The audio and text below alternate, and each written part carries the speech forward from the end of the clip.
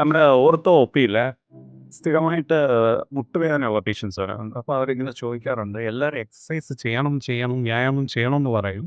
പക്ഷേ എന്ത് വ്യായാമം ചെയ്യണം എന്നുള്ളത് ആരും പറയുന്നില്ല.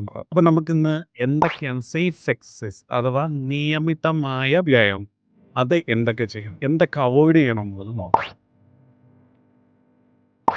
ഇപ്പോൾ സേഫ് എക്സസൈസ് എന്ന് പറയുമ്പോൾ എപ്പോഴും സമപ്രതലത്തിൽ നടക്കുക, അതായത് സ്റ്റെപ്പ് കയറുക, ഇറങ്ങുക, അതൊന്നും അവോയ്ഡ് ചെയ്തിട്ട് സമപ്രതല ഈവൻ ആയിട്ടുള്ള ഗ്രൗണ്ടിൽ എപ്പോഴും നടക്കാൻ ശ്രമിക്കുക. പിന്നെ നമുക്ക് സൈക്ലിംഗ് ചെയ്യാം, അതായത് സ്റ്റേഷനറി സൈക്ലിംഗ്, കുന്നും മലയും ഒന്നും കയറാറില്ല, അല്ലാതെ നമ്മൾ സ്റ്റേഷനറി ആയിട്ടുള്ള സൈക്ലിംഗ് ചെയ്യുന്ന നല്ലതാണ്. നീന്തൽ ഒരു പ്രശ്നമില്ല, ചെയ്യാം. വാട്ടർ എയറോബിക് ആക്ടിവിറ്റീസ് വളരെ നല്ലതാണ്. പിന്നെ നമ്മൾ ടാർഗറ്റഡ് ആയിട്ടുള്ള മസിൽ സ്ട്രെച്ചിങ് അല്ലെങ്കിൽ സ്ട്രെങ്തനിങ് എക്സസൈസ്, അതായത് എസ്പെഷ്യലി നമ്മുടെ ചിരട്ടയുടെ മേലൊരു മസിലുണ്ട്, ക്വാഡ്രിസെപ്സ് എന്ന് പറയും.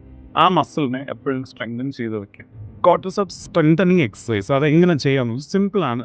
നമുക്ക് തന്നെ വീട്ടിൽ വെച്ച് ഒറ്റയ്ക്കിരുന്ന് ചെയ്യാവുന്നതുള്ളൂ. നമ്മുടെ മുട്ടിൻ്റെ മടക്കിൻ്റെ അടിയിൽ ജസ്റ്റ് മേലെയായിട്ട് ഒരു ബെഡ്ഷീറ്റ് ചുരുട്ടി ഒരു ടവൽ ചുരുട്ടി വെക്കുക.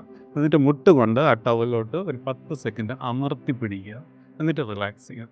അങ്ങനെ ചെയ്യുമ്പോൾ ഒരു സെറ്റ്, അങ്ങനെ ഒരു 30-40 സെറ്റ് രാവിലെയും വൈകുന്നേരം നമ്മുടെ 2 മുട്ടിനും മാറി മാറി ചെയ്യാം.